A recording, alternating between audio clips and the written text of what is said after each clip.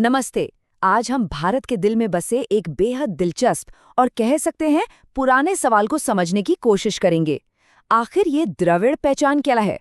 चलिए इसके इतिहास, भाषा और विरासत की परतों को एक-एक करके खोलते हैं। अच्छा, तो जब हम ये शब्द सुनते हैं द्रविड़, तो दिमाग में सबसे पहले क्या आता है? क्या ये सिर्फ साउथ इंडिया की बात हो रही है या इसका मतलब कुछ और भी गहरा है? असल में ये शब्द अपने आप में एक पूरी दुनिया समेटे हुए है। देखिए, सबसे सीधी साधी परिभाषा तो भाषा से जुड़ी है। कहा जाता है कि द्रविड़ वो लोग हैं जो द्रविड़ भाषा परिवार की भाषाएं बोलते हैं। लेकिन जैसा मैंने कहा, ये तो बस कहानी की शुरुआत है।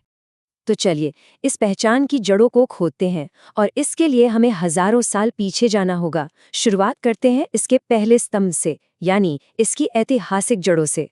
यहाँ एक बहुत ही कमाल का सिद्धांत सामने आता है। कई इतिहासकार मानते हैं कि द्रविड़ लोग भारत के सबसे पुराने मतलब मूल निवासियों में से हैं।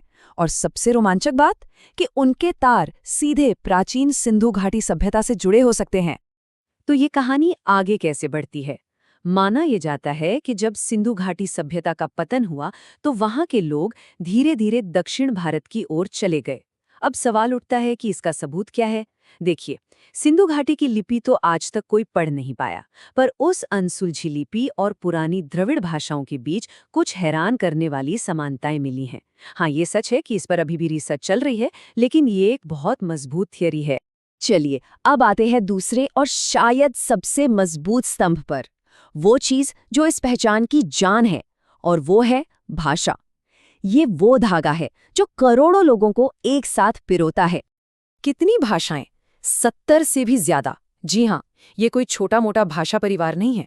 इसमें 70 से ज्यादा अलग अलग भाषाएं शामिल हैं जो इसकी कमाल की विविधता को दिखाती हैं। अब इस बड़े परिवार में 4 भाषाएं हैं जो सबसे ज्यादा जानी जाती हैं।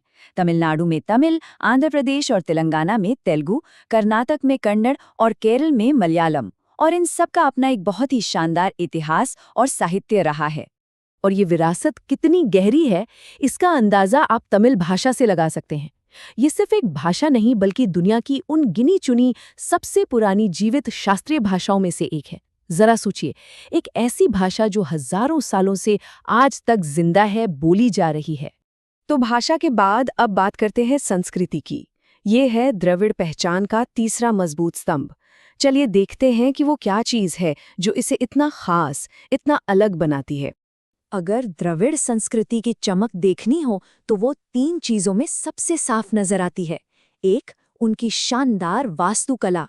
2, उनका समाज। और 3, उनका सदियों पुराना साहित्य। आइए एक एक करके इन पर नजर डालते हैं। वास्तुकला की बात करें तो बस तंजावुर के बृहदेश्वर मंदिर के तस्वीर दिमाग में ले आइए। उसके वो विशाल आसमान छूते गोपुरम यानी कि मंदिर के प्रवेश द्वार, ये द्रविड़ शैली की पहचान बन चुके हैं। और फिर आता है साहित्य। इसमें संगम साहित्य को एक अनमोल खजाने की तरह माना जाता है।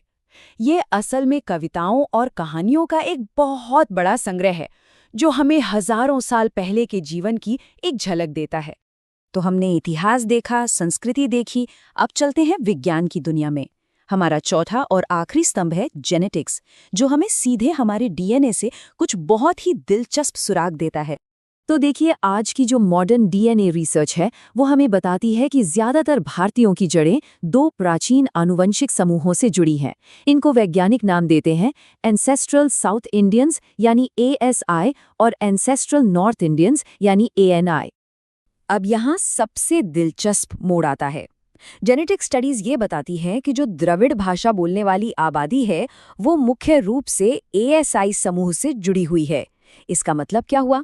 इसका मतलब ये इस बात का एक और मजबूत सबूत है कि उनकी जड़ें इसी उपमहाद्वीप में हजारों सालों से मौजूद हैं।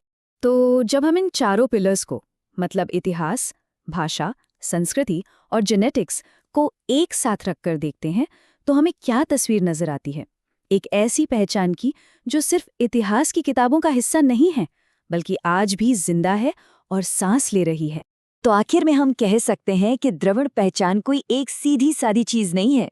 ये तो इतिहास के पुराने धागों, भाषा की जिंदा धुनों, संस्कृति के रंगीन पैटर्न और हमारे डीएनए के गहरे कोड से बुनी गई एक खूबसूरत और बहुत ही जटिल चादर है। और ये सब बातें हमें एक बहुत बड़े सवाल पर लाकर खड़ा कर देती हैं कि आखिर किसी भी पहचान को बनाता क्या है। क्या वो इतिहास है जो हम पढ़ते हैं, वो भाषा जो हम बोलते हैं, या फिर वो कोड जो हमारे डीएनए में छिपा है? ये एक ऐसा सवाल है जिस पर हम सब सोच सकते हैं। हमारे साथ जुड़ने के लिए बहुत बहुत शुक्रिया।